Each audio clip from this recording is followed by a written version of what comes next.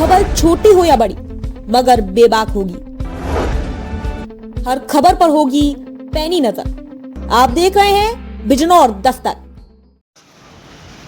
आदाब। खबर बिजनौर से। कलम के योद्धा वरिष्ठ पत्रकार साहित्यकार स्वर्गीय बाबू सिंह चौहान की 27वीं पुण्यतिथि श्रद्धा के साथ मनाई गई। पत्रकारों से दबे कुचले मजबूरों कमज़ोरों की आवाज़ को उठाने, उन्हें न्याय दिलाने के लिए कलम चलाने का आह्वान किया गया।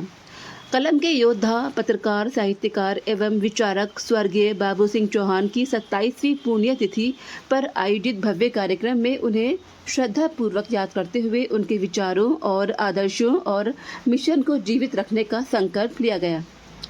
जैन धर्मशाला में डॉक्टर सूर्यमणि रघुवंशी के संचालन में आयोजित कार्यक्रम को संबोधित करते हुए सांसद चंदन चौहान, पूर्व परिवहन मंत्री MLC अशोक कटारिया, विधायक अशोक राणा, ओम कुमार, स्वामी ओमवेश, जिलाधिकारी जगजीत कौर, भाजपा जिलाध्यक्ष भूपेंद्र सिंह बॉबी, चेयरपर्सन इंदिरा सिंह, चंद्रमणि रघुवंशी, डॉक्टर अमित कुमार, किसान नेता चौधरी दिगंबर सिंह, संदीप शर्मा, कामरेड रामपाल, नीरज चौधरी, कारी हन्नान आदि ने बाबू सिंह चौहान को एक निर्भीक पत्रकार बताते हुए उनके आदर्शों को अपनाने पर जोर दिया।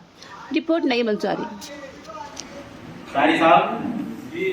जिगर मुरादाबादी का एक शेर है, ये इश्क नहीं आसान, बस इतना समझ लीजिए एक आग का दरिया और डूब के जाना है।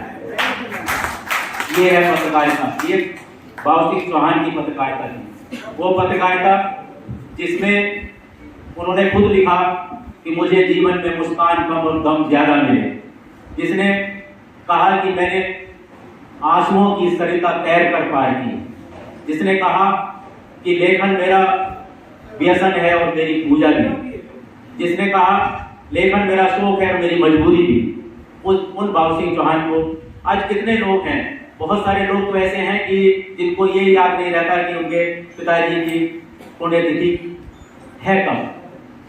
27 साल तक आप इतनी बड़ी संख्या में लोग आ जाते हैं, दूर दूर से आते हैं, उत्तराखंड के लोग यहाँ मौजूद हैं, दूसरे जनपदों के लोग हैं, आप सब लोग हैं।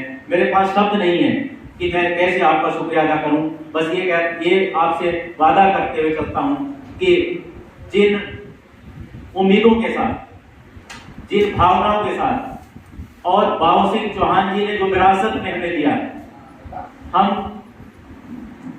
ये बात सही है कि साहब की 27वीं पुण्यतिथि मनाई जा रही है। तो जितना मेरे पे स्टडी मटेरियल आया, तो मुझे जानकारी थी कि स्वर्गीय पिताजी संजय चौहान जी भी लगातार परिवार से जुड़े रहे, आना जाना रहा। और जब यहाँ आगे पता लगा कि बाबू नारायण सिंह जी के साथ करने का सौभाग्य, साथ काम करने का सौभाग्य मिला हमारे पूज्य बाबू जी को, तो कहीं ना कहीं ये पारिवारिक रिश्ता, ये आपसी मिलन का रिश्ता और ये संबंध बनाने वाला रिश्ता, इसको कहीं ना कहीं मुझे मन किया कि मैं भी सभी के विचार सुनूं और किन परिस्थितियों में क्या परिस्थिति रही हूं कि सामान्य परिवार के एक बालक जो इसी भूमि में, इसी मिट्टी में बन के अपना तेज दिन का इतना तेज रहा, जिन्होंने राजनीतिक जीवन में, आंदोलन के जीवन में, पत्रकारिता में, देश और प्रदेश के अंदर तो नाम रोशन किया ही, वहीं विदेश में भी जाके बहुत सी कूटनीति बातों में भारत तक का नाम रोशन करने का काम किया। ऐसे बाबू सिंह चौहान जी के जोरदार ताली के साथ मेरे से पूर्व वक्ताओं ने आदरणीय बाबू सिंह चौहान के बारे में जो भी विचार यहाँ पर व्यक्त किए हैं, जो भी बातें बताई हैं, मैं उन सभी से अपने को संबंध करता हूँ, उनका अनुमोदन करता हूँ, उनका समर्थन करता हूँ। बाबू सिंह चौहान की पुण्यतिथि पर मैं उनको कोटि से नमन करता हूँ। बाबू सिंह चौहान का जब नाम जबान पर आता है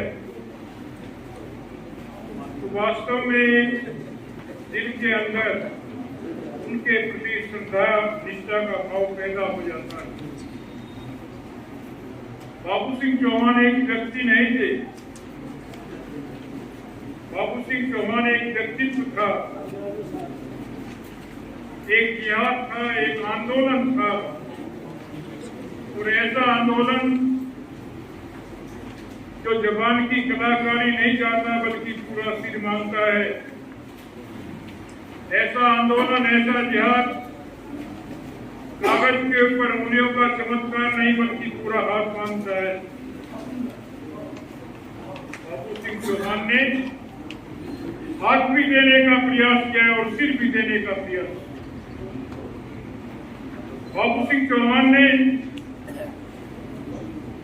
पत्रकारिता के क्षेत्र में वो आयाम पैदा किए जिसको बिरले ही करते।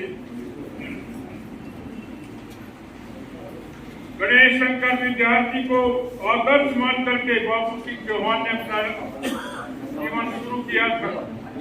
ये सबसे दुनिया का बेशकीमत रास्ता है। अगर किसी को पत्रकारिता की लाइन में आना है तो खाली लिखने से काम नहीं चलता, पहले कुछ चीजों की प्रैक्टिस करनी पड़ती है।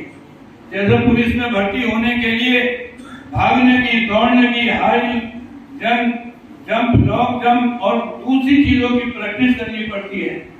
पत्रकारिता को अपनाने के लिए दो चीजों की बहुत सख्त जरूरत है। नंबर एक, जो पत्रकारिता में आना चाहता है उसको प्रैक्टिस होनी चाहिए कांटों पर चलने की। जो पत्रकारिता में आना चाहता है उसको आदत होनी चाहिए अंगारों से खेलने की। इसके बगैर पत्रकारिता नहीं आती है।